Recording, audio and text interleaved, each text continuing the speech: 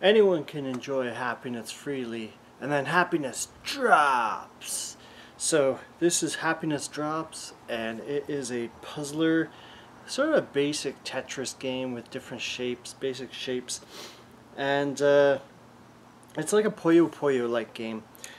It's just you only need to match three different, same color shapes instead of four, and the meter you can build up to perform this special move, and like apparently it removes gray blocks and counters your opponent. I found it didn't really do a lot, really, but in theory that's what it does. Gorgeous artwork. The game is about creating combos, not really clearing shapes, so that's probably why I was like less successful defeating the opponent, but I'll touch on that later. It's a very cheerful and upbeat game with like pleasant music. Every character is unique. They're all drawn nicely. Lots of beautiful computer graphics for completing various challenges. Now I didn't see those so much because the game's AI fluctuates a lot. So if you beat the story mode, you get a certain amount of chains, you'll unlock stuff. The story mode is extremely short, but it's kind of pleasant.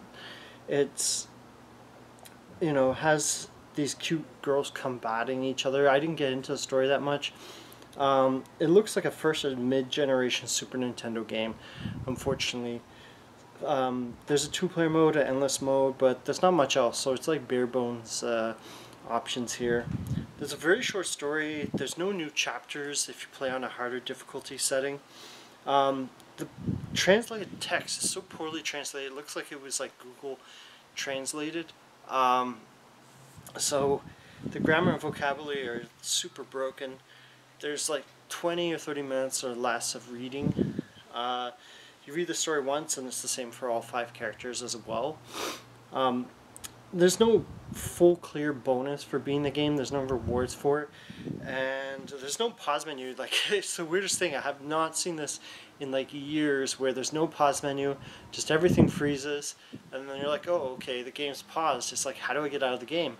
The only way I could find how to get out of the game was actually by closing the window, which is, you would expect that from a Unity game, not a game that like is like professionally made. So I was really surprised by that. Like, those are two, like, you see that in Unity games. You don't really see pause menus not existing in like a proper release, polished release.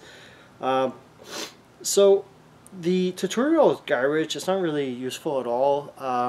The gameplay, it's kind of super repetitive, and the AI opponents, like, this is like the Mario Kart of puzzle games. Somehow, like, I was playing for I think half an hour or so, and like I was leading. I had half of the person's screen full of gray blocks, and they just managed to bounce back, and it made no sense. Like, how did you manage to bounce back? You should be like close to being totally done over. I win the match. No, they managed to get it down to like 1 or 2 layers somehow. So that's just something to do with AI. Is just not quite right. Yeah, like, super challenging circumstances. The super imbalanced AI, like, apparently I'm very easy seems to be forgiving, and the higher difficulties are a Herculean task to come back from and beat your opponents. Normal mode, that was the mode I tried. It seems like it encourages like these 1 hour lengthy battles, and hard I didn't try, but I heard it's like almost insurmountable. The game goes for $5.69, surprisingly.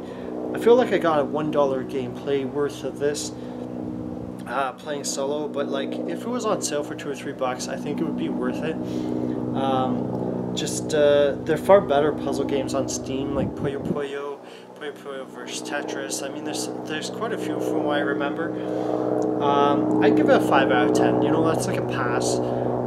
The AI is broken, but if you play against pals, like, it's decent. It's not the best puzzle game, but like, it's a good entry-level puzzle game. If you've never played a puzzle game before, you show it to your buddy and they can try it out. And like, unless you're playing for the cutesy girl artwork, like, that's the main incentive, and I didn't think it was like that amazing for the gameplay to just play for that.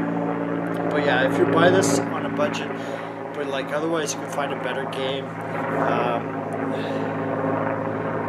Yeah, you can find a better game out there. So yeah, I would say definitely have a look at it if you really need a cutesy puzzle game. Other than that, stay clear. You know, there's nothing super fancy about this. So keep on gaming. Bye.